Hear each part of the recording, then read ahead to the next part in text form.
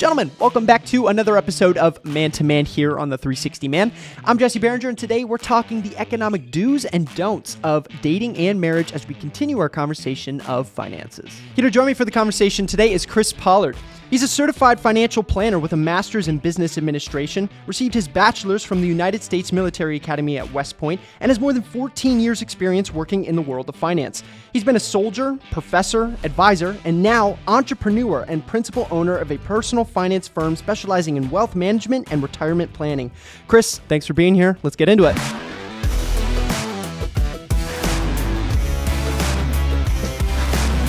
Let's get into the finances in relationships part of this topic, where we're now, let's say you find a beau, you find a woman, right? And you start dating. What are some practices that I need to put in place just for me, like as a man, to know like I'm not being financially irresponsible and that I'm being financially responsible when in the context of a dating relationship?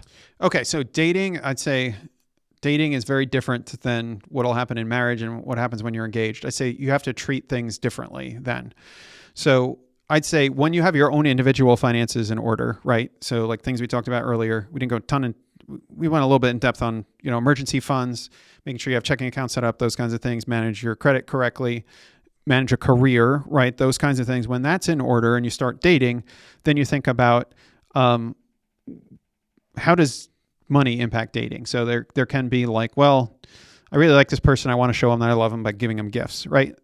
You got to talk to them about whether their love language is even gifts in the first place, right? I mean, you got to give everybody gifts, but like, don't go overboard and just there can be some, I call peacocking. It's like, you're like, I'm a peacock and I show my feathers. Yeah. Like, don't need to take it down a hard, notch. Man. Like be a good person and build a good relationship. And then if you want to, give gifts, that's fine. But keep it reasonable, and also don't commit financially to someone that isn't in a committed relationship with you. And in my mind, a committed relationship is marriage. I don't think that you should commingle finances before you're married.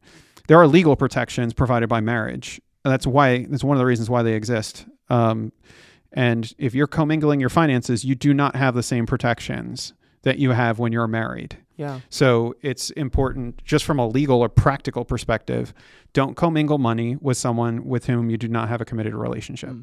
So evaluating where are their expectations at for how me as a man, as a sort of a leader in a relationship, what are the expectations for spending habits and things like that, going out on dates? Yeah. What are some red flags there that might show me as far as a relationship goes and its continuation, its development, that I'm spending too much or my habits are bad in how I'm spending in this relationship? Well, I would establish a budget for what you're going to spend on your dating and social life. So that way it kind of keeps it naturally constrained. It's just, part of that reverse budget thing. Like, hey, I got to build into this, like to get somebody that's important to me and I'm going to pay for things. But when you're dating, you have a prime opportunity to start doing the things that you have to do in any meaningful relationship, which is communicate and set expectations. So you can, you could say, oh, men should always pay for things. Men should always open the door. Men should seat a woman, whatever. Or you might, not believe that. You need to get on the same page about that because you're going to insert all kinds of mismatched expectations that might end a relationship that could otherwise be okay if you had set expectations through appropriate communication. And learning to communicate is done through practice. It is not, you can read all the books you want, but then you have to go and do it. And money can be really touchy for people, which is why when you're dating, you don't just commingle everything. You don't just jump in and tell everybody everything. You kind of ease into it as the relationship progresses. And then you practice communicating, which is like, you have the conversation like, hey, like, what are our expectations? Like, I feel comfortable paying sometimes, but we go out a lot, like twice a week. Yeah. You want to pay one time, I pay another. Like, how should we work through this? Sure. It can show you that person's communication style and whether they want to be a team player. Yeah. If you're in a relationship with someone that only wants it their way all the time and isn't willing to communicate, or you don't have to say compromise. I'd say come to an agreement that's mutually beneficial. That doesn't always involve compromise. Sometimes one person has to say, no, your way is right. Or you got to come up with something else that you both hadn't thought of before. That's not compromise. That's working together in a team relationship. So as you practice that communication, and don't commingle your finances too early, and use that opportunity to assess that person's ability to communicate about money and whether they would be willing to adjust their expectations, because you both have money scripts running in your head. If you know, like on a web page, there's like JavaScript running in the background, or all these other things that like there's code behind the web page that makes it run a certain way. Right. You both have codes, and guess what? As the relationship progresses, it's going to start to overlap and cross, and you don't know what code is under the hood sometimes and when it's going to crash when you kind of come together. So starting to communicate openly, that's appropriate for the development of the relationship. Sure. Not going in too far, like, hey, this is how much debt I have, and how much debt do you have? Like, you don't want to get into that far, but I think what I'm hearing you say is like create checkpoints for this is how long we've been dating, this is how long we're, and then evaluating what are their expectations and communicating, hey, this is something I want to bring to you and talk about in the context of our relationship, just financially and bringing those things up. Okay, so let's say you've gotten to the point where you're ready to take that next step with this person in your relationship. You're ready for marriage. Yeah. You're getting ready to propose. Yeah. What do I need to ask my significant other before getting married? What do I need to know before taking that next step? Yeah. So this has to be approached with sensitivity, because money in different cultures and different households has very different implications. So approach it with the other person with grace, and know that money can be a very sensitive topic. Some people are very closed about it, and it's very private to them. Other people, they just talk about it all the time and they have no qualms about saying everything. So go into it knowing that. And then you might want to start with questions that are, instead of getting into specifics like, well, what's your debt to income ratio or something like that? You start with what was money like for you growing up? Or what kind of money messages did you hear growing up? Yeah. How did your parents handle money? Sure. To get some of their background, and then ask them things like, what makes you stressed financially? Like, when are you feeling stressed? And finish this sentence like, if I feel at peace with my finances when, like, and give them the opportunity to talk, and then be curious about what they're doing. If you go into it with judging, and you do need to assess, it depends on whether you're engaged or not at this point, but you do need to assess on whether there's going to be issues and whether those are deal breakers as well. If some people are like, well, the man handles all the investments, the wife does all the budgeting and pays the bills. That is, by the way, the most common setup in American families that I've seen. And dealing with hundreds and hundreds of couples, this is how it's done, like, I don't know, 75, 80% of the time, I'd say. And is this a conversation that I'm not having all at once? This is a progressional, like, over time that I'm setting aside and being like, hey, can we talk about our future, and just talk about finance? Like, how do I even bring that up into a an unguarded way and a genuine heart for the future and caring for the relationship? Yeah. So if you're doing something like premarital counseling, that kind of is a natural part of it. It should be, where they're giving you prompts to say, these are things that you need to discuss before you get married, and learn to talk through them, and giving you a framework. If you're not doing that, I recommend you do it. Yeah. You have to take a little more initiative if you don't have outside folks helping you, guide you to that. And also setting the expectation that, hey, people claim that money problems is one of the most common causes of divorce. I would say that it's lack of communication and lack of being able to adapt to your spouse's way of handling money. There's no such thing as money problems in marriage. Money is never the problem. It's communication is almost always the problem. Communication and expectations. Most people, I think the issues that arise around money is a very sensitive area in general, and it pinpoints the relationship weakness that exists that causes the divorce. So it's really not, the money isn't the problem. It's the communication and other relationship areas that need to be built, hopefully in the guidance of, in a marriage counseling context, can be helpful. Or you just say, hey, there's some things that I think are really important to talk through and like set expectations for as we build our life together. And one of them, I think, is finances. So like, you can set aside a time to talk about it, and like preface it that on this time we're going to talk about finances. Here's what I'm thinking. Or you could just kind of go into it depending on how your relationship goes and just say, like, I don't even know how was money for you growing up? You can just like flow into it. Like finances are important. This is a part of life. And this is a cause of strain in marriages. Right. Or it identifies the strain in marriage, I think is a little more accurate. And it might even be a red flag if they're unwilling to talk about it, that is now a sign of like, I mean. Yeah. So is that because you haven't been open? Like, how open have you been about other areas in developing the relationship, right? If you're all of a sudden you're like, oh, I really love this person, we're going to get married. Now we got to talk about everything. That can be very intense. So I think you also get a feel for somebody's finances as you go. Yeah. And then before you get engaged, I think you should know about general things about somebody's finances. Like, hey, do you have a lot of student loans and stuff? And you can kind of bring that up and see how willing they are to talk about it. Nowadays, I think most people are generally comfortable with saying, yeah, I have student loans, because it's kind of expected when you're first starting out. Yeah. And they're like, oh, I have 200,000 student loans. Then, okay, this is going to be a big issue. We got to figure this out. And that may lead to other issues in your marriage, like how soon do you want to have kids after you get married? Because if you both can't work and you have huge student loans, how are you going to pay for that? Like, do you go on forbearance? And then what are the options? They're not necessarily red flags. I'd say they're yellow flags, where it's like, you got to be careful. And know that you need to build the tools to be able to handle those problems as they arise, rather than saying, oh, too much student loan, can't marry her. No, I mean, if that'd be like, oh, I don't want to marry a doctor because she's got too many student loans. Yeah. Well, that was probably a dumb decision. Like, if you can get a doctor, like, get one.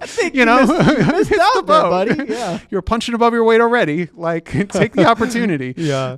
So it's not something that you can't work through. It's something that you should work through. It's something that you should sit down and wrestle with, because, like you said, it's an uncomfortable topic. Yeah. But it's just a discussion that you need to start getting in the habit of communicating, because it's going to be, I assume, a lot of marriage is money and handling it. And so establishing that early on, even before bringing out a ring, is important. Yeah. And I'd say learning how to communicate in the context of money is challenging. I've been married 17, almost 18 years now. It's challenging for me, and I'm a money professional. Yeah. I was like, I know all the tips and tricks, but it's very hard for me to even do. Yeah. So you have to approach it with grace. I would say that there are certain deal breakers for people. They may differ by person. You have to know those in advance and kind of think of them for yourself. Okay, so what are some deal breakers to where you start considering, maybe I shouldn't marry this person? I mean, are there deal breakers when talking about this? I think you have to approach this with wisdom, which wisdom doesn't mean you follow rules. Wisdom means you understand why rules exist. So I would say that just because someone has a lot of student loans more than you doesn't mean that you shouldn't get married, right? You can still get married. My wife had more student loans than me when we got married, but we worked on a way to pay them down, and it's fine.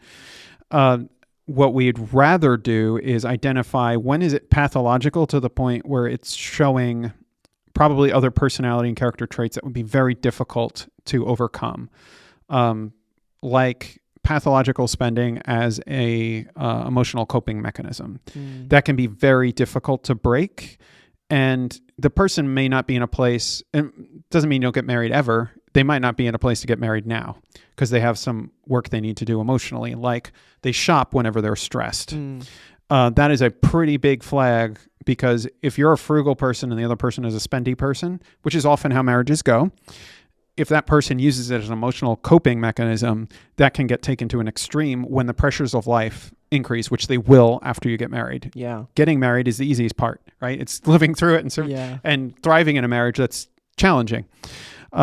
So I'd say pathological spending as an emotional crutch, which you'll identify as, man, every time she gets stressed, she just buys like more jewelry, or she just really seems to spend money all the time and she doesn't work, and her parents don't give her money. Like, I don't know where this is coming from. Yeah. When you see like a gap in income and spending that seems off, then you have to address it and talk about it, and then see if that person becomes defensive and blows up, then you know that that's their communication style about this particular issue, and you're going to either have to choose to work through it, or say, okay, this is not good, and I'm very concerned about that. And I would say that. Open communication about it. I'm concerned because we talked about money, and then it ended up being a very volatile conversation. Yeah. That's concerning for me. Right. So it's never an immediate like, oh, that was an immediate, you're out. If somebody is like gambling and like that kind of stuff, or they're buying drugs, Right. like That's a very extreme Yeah. scenario that I think anyone would be able to tell, like, oh, well, that's, pretty obvious. I got to get out of that. But from what I'm hearing you say is that it's a evaluation, and if they're unwilling to communicate and then pivot and adjust. Yeah, pivot and adjust. That is because, look, what makes people get divorced is not that they fall out of love. Why do people fall out of love in the first place? It's because life has changed and people change at the same time. There's too many variables changing at once, and people can't adapt. Sometimes life gets overwhelming and they don't do the work to reintegrate themselves as a couple. And this is a prime opportunity before you tie the ring and get those financial protections, but also the financial downside of getting married, that commitment, where you can ruin yourself financially for life through a divorce. It is very frequent cause of financial ruin for basically two households. One household becoming two is financially devastating most of the time. So being able to approach that early is important, and also identifying if that person is going to have so many issues around money where you just don't have the emotional, mental bandwidth to have that be a consistent part of your life. Because you have to know yourself. Can I handle a spouse that tends to overspend? If the answer is no, and then you're going to either choose to be less bothered by that, work enough in a job so that it doesn't matter how much they spend, or always have that be a pain point that never gets taken care of, that's where you got to know yourself. And when for me is this something I can't handle and would create such a huge barrier in the relationship that you really have resentment, because resentment is is the major indicator of if somebody's going to get divorced, is how much do they resent their spouse. And if you see resentment, the odds of divorce happening are very high, and nothing builds resentment like crazy money habits. Yeah. So it's, can this person adapt to what my money habits are? What are their money habits? Can we work together on this? And some of this is, you can try to head it off, but it's, in marriage, you're a team, and you gotta, like if you're playing soccer or any other sport, you gotta know sometimes you pass the ball and that person's gotta know when the ball's coming to them, they gotta kick it to the goal. You both have to know how to work with each other. And if you can't, money will make that so apparent, it will become like glaringly obvious through money. So money is this tool and this thing you look through, and it just identifies so many things, but it goes to the human heart, really. And that's why Jesus says, where your treasure is, there your heart will be also, because nothing identifies where your heart is like what you do with money. Amen. Preach that, brother. So, okay, now we've tied the knot, right? Yeah. We're officially married. When that knot is finally tied, what's the best setup for a married couple's bank account? Am I doing it jointly? Are we having separate accounts? What should that look like? So this will depend on your relationship dynamic and how you divide your division of labor, right? So in a lot of marriages, one person will pay the bills, right? Because they're kind of like better at it than the other spouse. So you should not, like, don't fight the system. Don't force yourselves to like, oh, I'm bad at paying bills, but I have to do it because I'm the man. If your wife is better at paying bills, you better let her do it, because otherwise some stuff's going to go unpaid, right? You're going to ruin your credit score you work so hard for, right? So find out each other's strengths. Yeah, find out your strengths and use them. What I find, some spouses will kind of treat their finances semi-separately. One spouse pays the mortgage, the car payments, and handles like buying vacations. The other one does all the other day-to-day bills. I've seen people do that, and they have separate banking accounts for that. I don't mind, as long as things aren't hidden and that you have joint ownership. Joint ownership is important so that you both can control the account. If something happens to either of you, one of you is unavailable. If somebody dies, that money automatically becomes the spouse's instantly. You don't have to worry about probate and other complicated things, or going through a will or anything like that. So there's a reason why joint ownership is important. Even if you have multiple joint accounts, I'd say joint ownership is important. Some people say, well, it's my money and we treat our finances totally separately. We just divide big bills. All the relationships that I've seen like that are done just because of, one, the mechanics of it, and it's just easier for them to do, and that's how they've always done it, so they keep doing it. It also can be a sign for that the spouses don't trust each other. And they're like, you cover your half, I'll cover my half, but don't cross the line. Right. That can be dangerous territory. Yeah, it can be a sign of other marital problems that probably should be addressed. Yeah. In how you trust your spouse to handle or not handle money. So is there a wrong setup? You should not have your bank account set up that way and you should have it this way. Is there a right and then is there a wrong way to do it? The wrong way is the one that causes conflict all the time and you don't hit your financial goals in combination of that. Because some people will do like the easiest method, but then they can't track things or they can't save for the future because of the way they set their accounts up, or they make it too hard to do the right thing. Yeah. Rather than setting it up to facilitate doing the right thing in a communicative and cooperative environment. Yeah. So what I like for folks to do is, instead of having, the one account for fixed expenses, one for flexible with your debit card, right? And then your savings account. If it can be hard for two people to coordinate their spending, right? Because if you're like, we're going to spend $1,000 a month on all our flexible stuff, and you didn't know your wife went to Lowe's like 5 minutes ago, and then you go and blow other money, and then you're like, oh man, we're off. So that's why sometimes it can be helpful to have a his and hers debit card in two separate accounts. Okay. And that way you preload what that person's going to spend. That requires some communication and consistent dividing. So you might say, okay, we're going to put $1,000 in this account, $1,000 in that account. You guys spend it on whatever you want. Just as long as whatever we normally cover is covered and we don't have to shuffle money back and forth constantly, then that's the easy way to do it. What I do in our household is we will, I spend pretty much everything I spend, I do on a credit card so I can get cash back. And I almost never spend from the checking account. My wife will spend from the checking account on a debit card, and she also has a credit card that she carries. So that's kind of how we divide it, just based on how spending goes. Yeah. I think like I said, the easiest one for most people, if they want to not do credit card based spending, is going to be one account, one joint account where their mortgage goes out of, their car payments, all that goes from there. And then two flexible accounts, one for the husband, one for the wife. They're jointly owned. You can both see them. You both talk about how much money goes into each account. And you agree to it and you stick to it. And then, and a saving an emergency fund that's joint. Sometimes if you have, life gets real busy when you get married and then you start having kids, you can lose track of financial goals. So sometimes having sub savings accounts can be helpful, where you have one for your emergency fund and one for like your vacation and car replacement fund. Yeah. And you keep it separate. And that way, this is the emergency fund. That's the car fund.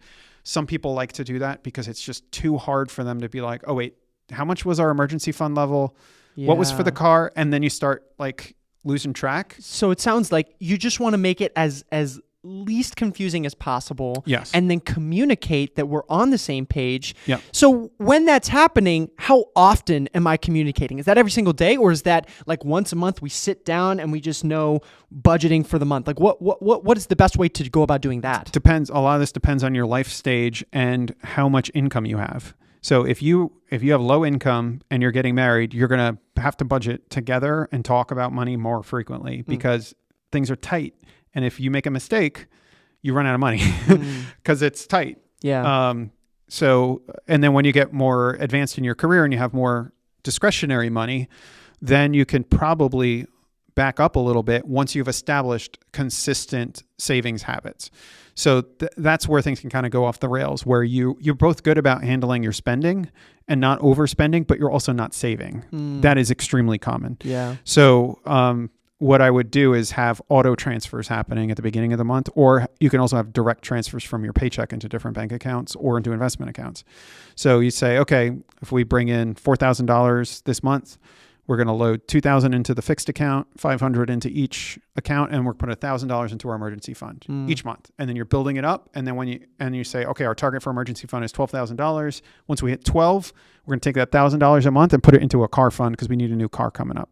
Yeah. And then you say, okay, by the way, I should do my 401k at work. Right. I'm eligible now. So then you have that come automatically out of your paycheck, and then you kind of adjust everything below that to adjust for that new change. And that is so much, Chris. Like, that's so much happening all at once. Like, it sounds like it'd be just so overwhelming. Even just hearing that what do you recommend to couples, newlyweds, let's say, that when they're starting out, like, my first action step is to blank. What do we want new couples to do to just get it started in the right direction. Yeah. So the first thing you want to do is write down every account that you own and every account that she owns. Just write it down.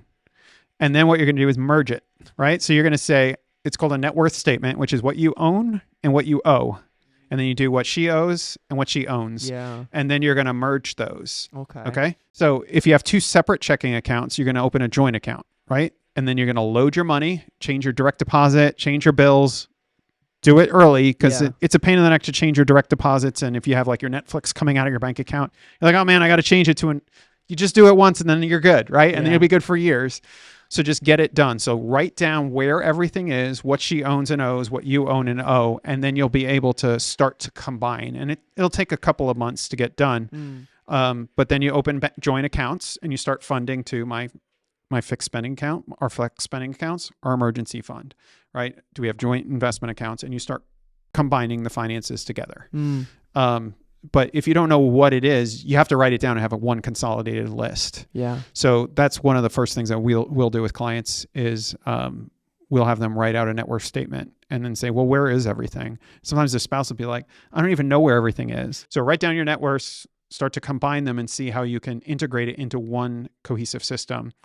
This is where a financial advisor can be helpful. We also have accredited financial counselors or financial coaches that can be very helpful to help people get their finances off to a good start. You don't necessarily have to have an advisor help you combine stuff.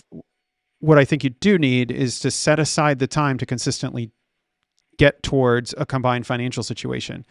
A lot of people will not do that unless an advisor says, hey, it's time for our next appointment where we're going to combine your checking accounts. And they're like, oh yeah, I was going to do that anyway. And sometimes people need that extra support to get it done because life gets real busy and then time just passes and then 5 years passes and you're like, we never started putting money in our 401k. Sure. And you pay the mortgage, but I pay the car loans and you have $50,000 in a savings account just sitting there but I always have no money and at the end of the month I feel stressed. I've had people tell me these kinds of things because they just didn't bother to sit down and I'm saying, hey guys, we're going to combine some things just to make it easy for you. And sometimes the longer you wait to do that, the more difficult it becomes to do because you kind of get stuck in a way of doing it. So.